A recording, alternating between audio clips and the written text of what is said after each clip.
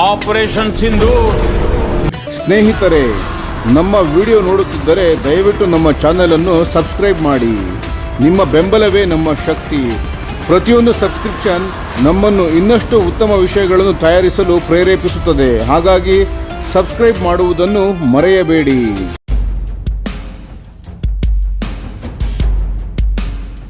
ಟರ್ಕಿಯ ಮಾನವರಹಿತ jet radar ಮಾರ್ಗದರ್ಶಿ ಕ್ಷಿಪಣಿಯಿಂದ ಇತಿಹಾಸ ನಿರ್ಮಾಣ.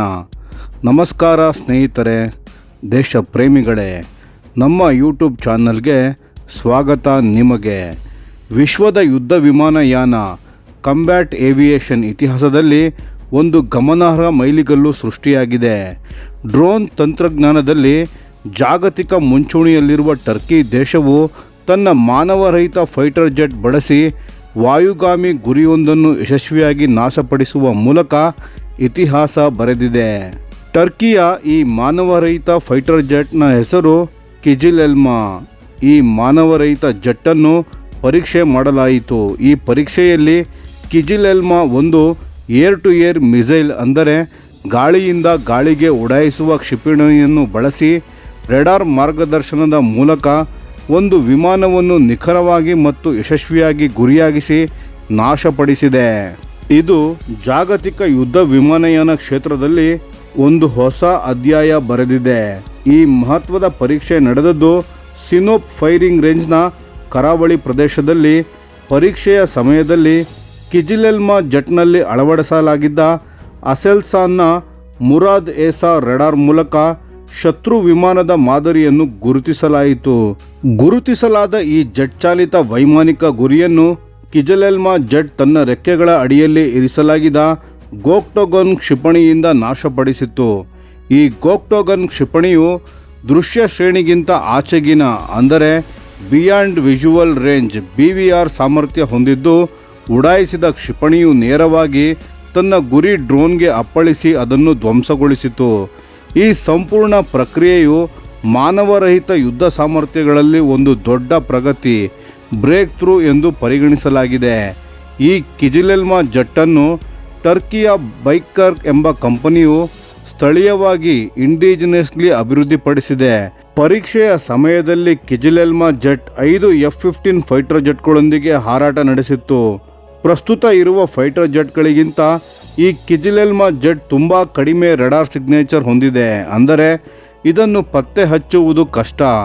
ಈ ಕಿಜಿಲ್ ಎಲ್ಮಾ ದೂರದ ಪ್ರದೇಶದಿಂದಲೇ ಶತ್ರು ವಿಮಾನಗಳನ್ನು ಪತ್ತೆ ಮಾಡುವ ಸಾಮರ್ಥ್ಯ ಹೊಂದಿದೆ. ಇದರೊಂದಿಗೆ ನೋಡದೆ ನೋಡುವುದು, ಹೊಡೆತಕ್ಕೆ ಸಿಗದೆ ಹೊಡೆಯುವುದು ಎಂಬ ಹೊಸ ಪರಿಕಲ್ಪನೆಯನ್ನು ವಾಯು ಯುದ್ಧಕ್ಕೆ ತಂದಿದೆ. ಕಿಜಿಲ್ ಎಲ್ಮಾ ಇನ್ನು ಮುಂದೆ ಏರ್ ಟು ಗ್ರೌಂಡ್, ನೆಲದ ಮೇಲಿನ ಗುರಿಗಳು ಮತ್ತು ಏರ್ ಟು ಏರ್, ವಾಯುಗಾಮಿ ಗುರಿಗಳು ಎರಡೂ ರೀತಿಯ ಮಿಷನ್ಗಳಲ್ಲಿ ಕಾರ್ಯನಿರ್ವಹಿಸಬಲ್ಲದು. ಟರ್ಕಿಯ ಈ ಬೈಕರ್ ಕಂಪನಿಯು ಡ್ರೋನ್ನ ರಫ್ತಿನಲ್ಲಿ ಜಾಗತಿಕ ಮುಂಚೂಣಿಯಲ್ಲಿದೆ. ಕಳೆದ 2023 ಮತ್ತು 2024 ವರ್ಷಗಳಲ್ಲಿ ಈ ಕಂಪನಿಯು ತಲಾ $1.8 ಶತಕೋಟಿ ರಫ್ತು ಆದಾಯವನ್ನು ಗಳಿಸಿದೆ. ಇದರ ಒಟ್ಟು ಆದಾಯದ 90% ಪಾಲು ರಫ್ತಿನಿಂದಲೇ ಬಂದಿದೆ. ಅಧಿಕೃತ ಮಾಹಿತಿಯ ಪ್ರಕಾರ ಈ ಕಂಪನಿಯು ಕಳೆದ 4 ವರ್ಷಗಳಿಂದ ಟರ್ಕಿಯಲ್ಲಿ ರಕ್ಷಣೆ ಮತ್ತು ಏರೋಸ್ಪೇಸ್ ರಫ್ತುದಾರರಲ್ಲಿ ತನ್ನ ಅಗ್ರಸ್ಥಾನವನ್ನು ಕಾಯ್ದುಕೊಂಡಿದೆ.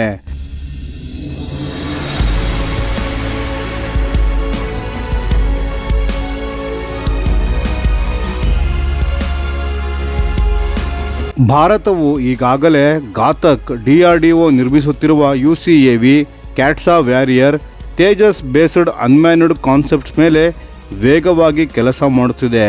ಸು-30, ರಫೇಲ್, ತೇಜಸ್ ಜೊತೆಗೆ ಭವಿಷ್ಯದಲ್ಲಿ ಮಾನವರಹಿತ ಸ್ಟ್ರೈಕ್ ಜೆಟ್ಗಳು ಕೂಡ ಬರುತ್ತವೆ.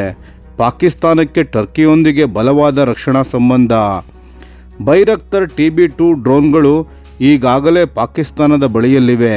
ಇದರಿಂದ ಕಿಜಿಲ್ ಎಲ್ಮಾ ಕೂಡ ಪಾಕಿಸ್ತಾನಕ್ಕೆ ಭವಿಷ್ಯದಲ್ಲಿ ಹೋಗುವ ಸಾಧ್ಯತೆ ಜಾಸ್ತಿ ಇದೆ. ಇದರಿಂದ ದಕ್ಷಿಣ ಏಷ್ಯಾದ ವಾಯುಯುದ್ಧ ಸಮತೋಲನದಲ್ಲಿ ಹೊಸ ಸ್ಪರ್ಧೆ ಶುರುವಾಗಬಹುದು. Bharat stealth autonomous combat future ಕಡೆ ಹೋದರೆ, ಪಾಕಿಸ್ತಾನ ಟರ್ಕಿ ಚೀನಾ ಸಹಕಾರದ ಅಗಾಧ ಮಾಡರ್ನೈಸೇಷನ್ ಕಡೆ ಹೋಗಲಿದೆ. ಯಾರು ಮುಂದೆ ಅತ್ಯಾಧುನಿಕ ಅನ್ಮ್ಯಾನ್ಡ್ ಫೈಟರ್ ಟೆಕ್ ಅನ್ನು ಮೊದಲು ಆಪರೇಷನಲೈಸ್ ಮಾಡುತ್ತಾರೆ ಇದು ಮುಂದಿನ ದೊಡ್ಡ ಪ್ರಶ್ನೆಯಾಗಲಿದೆ. ಟರ್ಕಿ ಈಗ ತೋರಿಸುತ್ತಿರುವುದು ಒಂದೇ, ಭವಿಷ್ಯದ ವಾಯು ಯುದ್ಧವನ್ನು ಮಾನವರಹಿತ ಯುದ್ಧ ವಿಮಾನಗಳು ಯುದ್ಧವನ್ನು ಮುನ್ನಡೆಸುತ್ತವೆ.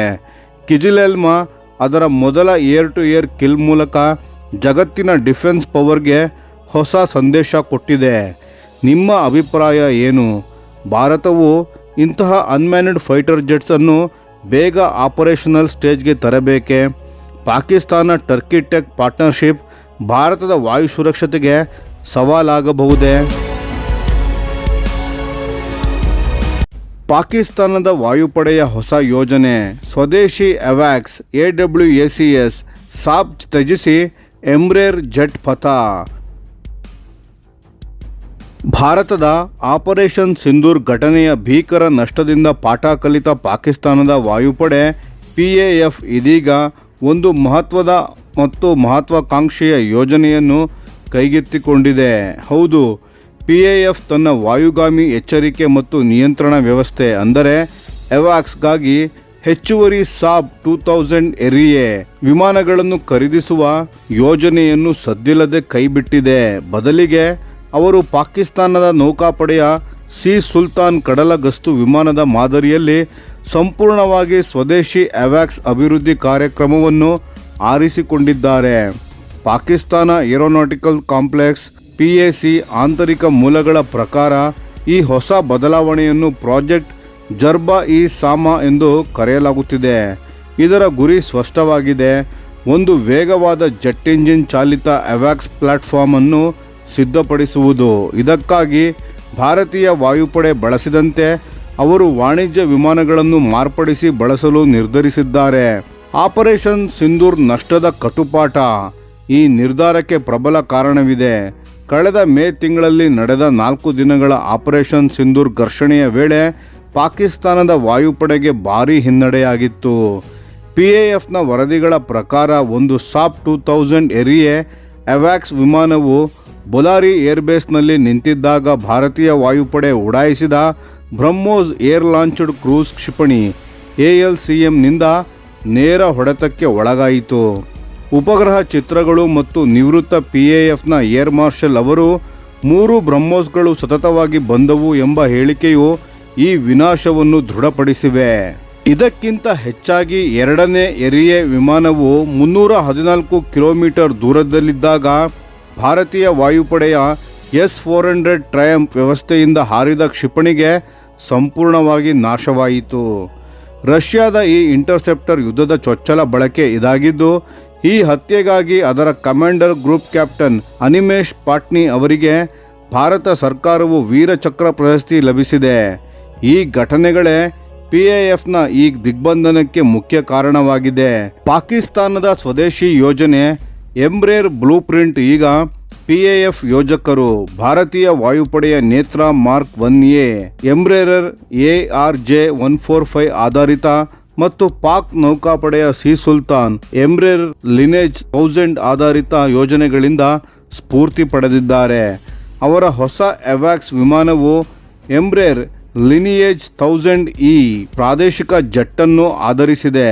ಇದು E190 ವಿಮಾನದ ಬಿಸಿನೆಸ್ ಲೈನರ್ನ ರೂಪಾಂತರವಾಗಿದ್ದು, ಇದು 4000 ನಾಟಿಕಲ್ ಮೈಲಿಗಳ ವ್ಯಾಪ್ತಿ ಮತ್ತು ಟ್ವಿನ್ ಪ್ರ್ಯಾಟ್ ಮತ್ತು ವಿಟ್ನಿ PW308G ಟರ್ಬೋಫ್ಯಾನ್ಗಳನ್ನು ಹೊಂದಿದೆ.